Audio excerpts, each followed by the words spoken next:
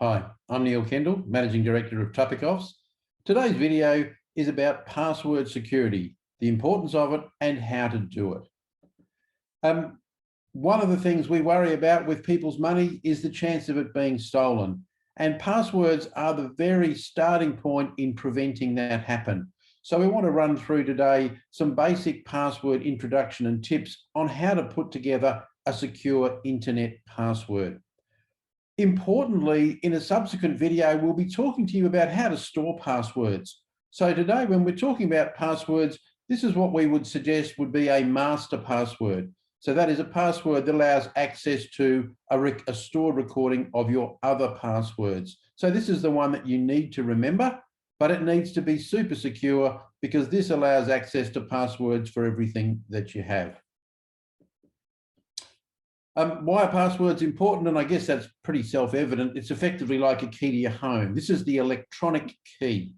And obviously a password that's shared or known or discovered is a key to everything that you own and everything that you have. Protecting your password is particularly important. We're also going to talk in subsequent videos about what we call two-factor authentication. So one of the challenges with passwords is that ultimately, if you run enough computer time against somebody, you can actually figure out their password just through trial and error. Now, it might take seconds, hours, minutes, days, weeks, years, and we're going to make sure that the passwords that you use are going to take tens of years to crack. And so that's going to provide a level of security. In addition to a password, we also believe that two-factor authentication, or 2FA, is very useful. This requires that you not only have a username and password, but that you physically have your phone device and access to that to be able to access and use those passwords. And that really increases the level of security. In the subsequent video, we'll talk about how to set that up and how to use that effectively and the different types of authentication that exist. Today, we're just going to focus on getting that basic password right. Passwords are cracked many different ways. One of them is simply brute force attacks. Someone simply directs a computer's efforts to cracking your password on a website, and they just try hundreds of millions of combinations until they figure it out. Sometimes it doesn't take very many attempts to figure it out because of the passwords that people use, and we'll talk about that. Plain English language is much more easily hacked than random symbols or characters, and we'll talk about how you can put something together that's meaningful for you, but isn't going to be found in the dictionary. Hackers will also tend to look at social media profiles if they're serious. So they'll get the name of your spouse, your children, important dates, and look at combinations of those as they're often used. So just be aware that anything that's on your social media platform is potentially going to be used to try and crack your password. Let's have a look at the top 10 least secure passwords. Now, hopefully you don't recognize anything here, but 1, 2, 3, 4, 5 is the winner for the least secure password and used millions and millions of times. Password, I love you, and QWERTY being those 5 keys, 5-letter keys on your keyboard, also there as least secure passwords. So please make sure that you're not using any of these or anything like them as your password. So in terms of building a password, how do you do that and how do you make it secure? And so a number of things. If you simply use numbers, then you've got effectively 10 options and then combinations of those. If you use letters and numbers, you have a lot more combinations.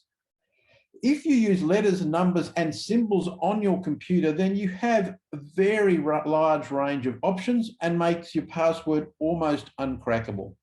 However, you need to remember the password yourself and think through how you can make sure that you remember that. So we've worked through an example here that would give somebody a really secure password. First of all, pick something that is known to you and perhaps not to too many others. So in this case, we've gone with a grandparent's maiden name of Taylor. Now, Taylor is a relatively common name, so that's not terribly secure. So what we've then done is mix that up and said, well, let's change a few things around. Now, in this particular case, the L's have been changed to exclamation marks and the O's to zeros. So You can still remember it's Taylor as long as you remember that it's got an exclamation mark and a 0. That's still a bit too short to recommend to give good security. So we've recommended then that if this particular grandparent was, let's say, from Tamworth, that you mix that in as well, giving you a mixture of letters, numbers, and symbols for Taylor Tamworth, capital letters for the beginning of words, L's replaced by exclamation marks, and O's replaced by zeros, giving a very, very secure password, but one that you're likely to be able to remember. This sort of logic works in terms of building your master password, something you can remember with a few variations that means it's not going to be searchable or findable anywhere, and obviously not your own name, a partner's name, but something more obscure that most people wouldn't know. We highly recommend that you put a password in place of this style to protect yourself from people hacking into your password. The sort of password we have here would take 30 years to hack through with random symbols. So it's pretty secure from that perspective. Don't repeat your passwords is really important. When you've got a secure password, if somebody discovers that password and that accesses everything that you have, then that's going to leave everything exposed.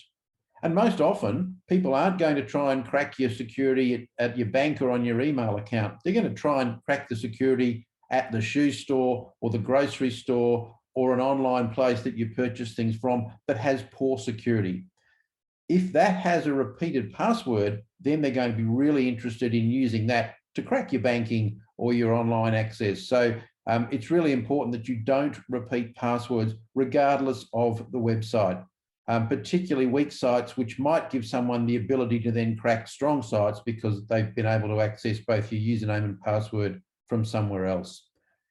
We highly recommend a password manager for that. And in the next video, we'll talk about a password manager and how to use that. As long as you have a secure master password, then every individual website that you access should have its own individual password that you don't need to remember, that is remembered by your password manager. Change passwords every 6 months, just keeps them fresh and make sure that if someone does access an old one, that access will be removed. Not reusing passwords, I can't overly stress that. This is how a lot of people end up losing access or being hacked where they shouldn't be when a repeated password has been reused somewhere that isn't terribly secure. And once a hacker has accessed that, they then use that to access much more secure websites.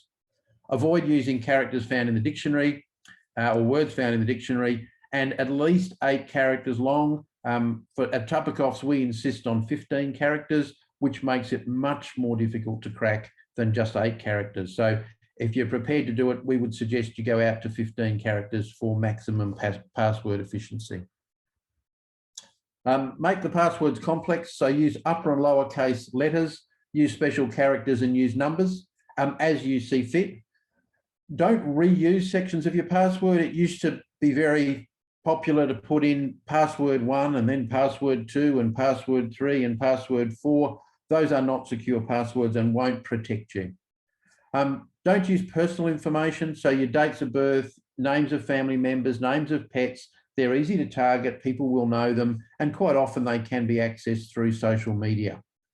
And be careful where you store the password. If you do actually need to write it down, don't put it near your computer or in obvious places. Make sure it's locked. But we would generally recommend using encrypted password security, which we will talk to you about in the next video. If you are using these passwords, just be careful on public computers, libraries and things. Clearly, a lot of people access these, and sometimes they can be infected and record the things that you're putting in. So try to use these only on your phone, your own tablet, or your own computer. And when you are asked for passwords, just be cautious about who's asking and make sure that you're comfortable that you're not giving a password to somebody external that shouldn't have it. Be careful with your passwords. The tips that we've given you should enable you to get a good, strong master password, which is the first step in protecting yourself online and making sure that you have digital security and not allowing your assets to be accessed or stolen online. Thanks for your time, and I hope that's been a useful session.